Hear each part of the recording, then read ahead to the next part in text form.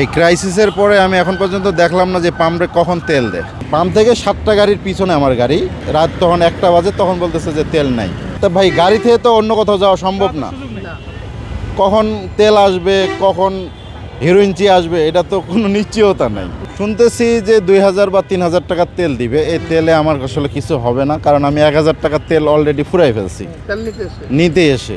আমি যদি এখানে 2000 বা 3000 টাকার তেল পাই, আমার সর্বোচ্চ একদিন চলবে। একদিন পরে আবার আমাকে 30 ঘন্টা এখানে আবার সিরিয়াল দিতে হবে। রূপায়ণ lake castle, welcome to the land of piece. আমার বাসা হলো হাজারীবাগ। আমার বাসার আশেপাশে মোটামুটি 4টা পাম্প। এই ক্রাইসিসের পরে আমি এখন পর্যন্ত দেখলাম না যে পাম্পে কখন তেল দেয়। বাধ্য হয়ে এই দিকে আসা। কালকে সোনার বাংলা লাইন দিছি, প্রায় 20 মিনিট ঘুরছি। কালকে এই 2টা বাজে, সরি, নামাজের আগে আমি এদিকে আগে ঘুরছি। এদিকে কত সিরিয়াল না পেয়ে টাস্টে গেছি। টাস্টে যা দেখি যে টাস্টের সিরিয়াল গেছে মহাখালী টার্মিনালে অপোজিটে। ওখানে আরও অন্য অন্য পাম্প থাকার সত্ত্বে 3টা লাইন হয়েছে।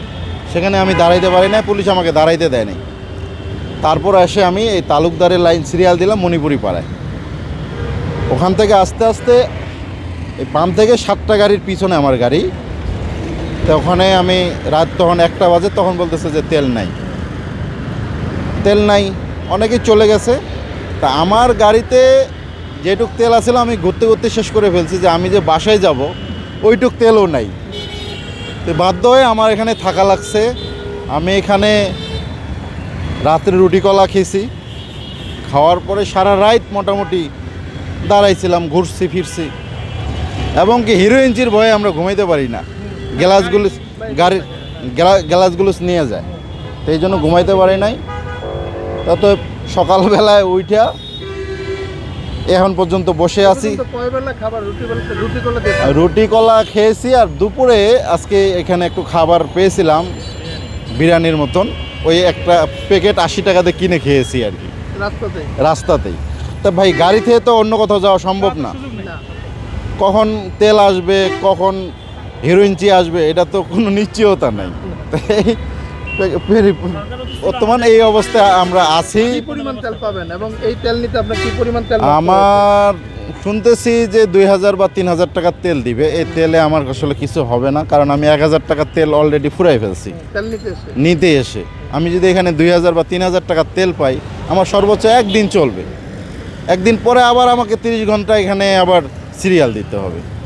মানে 2 দিন লাইন ধরে একদিন পাওয়া যায়। এই অবস্থা। পাম্প কর্তৃপক্ষ বলছে যে 6টা বাজে তেল দিবে, আসবে গাড়ি। এই অপেক্ষা আমরা আছি। বাকিটা আল্লাহ ভরসা। পাম্পে এখন পাম্পে তেল নেই। তেলের গাড়ি ডিপো থেকে ওরা ছাড়ছে। আর কখন আসবে আমরা জানি না। আসলে হ্যাঁ, আতঙ্কের ভিতরে আতঙ্কে, কারণ আমার তো তেল নিয়ে বাসায় যেতেই হবে। আজকে 30 ঘন্টা হয়েছে, আর 30 ঘন্টা যদি থাকা লাগে আমার থাকতে হবে ভাই। আমি এই গাড়ি নিয়ে বাসায় যেতে পারবো না। আমি তো কোম্পানিতে জব করি, কোম্পানির গাড়ি। কোম্পানি কি বলে? কোম্পানি তো বলছে যে তেল আনো, তেল আনতে পারি, যে মালিক পক্ষ খবর নেয় কী অবস্থা। আমরা লাইনে বসে আছি, এইটুকুই।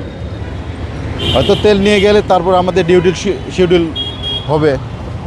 এই হলো অবস্থা আর কি।